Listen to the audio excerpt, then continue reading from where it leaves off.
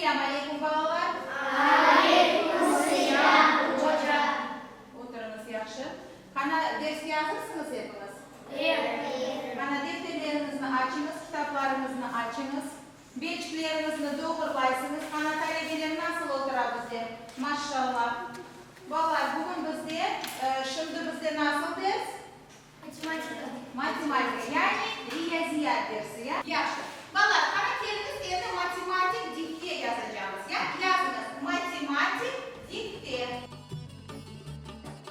Сразу 5 классов с крымско-татарским языком обучения открылись в новой школе в селе Эдишейле Бахчисарайского района. По заявлению родителей, около сотни маленьких учеников будут обучаться на родном языке.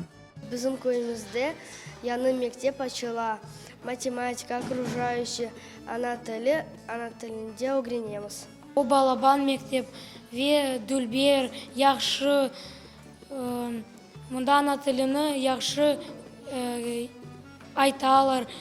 Деслер ана тілінде мерақлы кечелер. Bizim ballarımız için pek çok imkanlar açıldı. Çünkü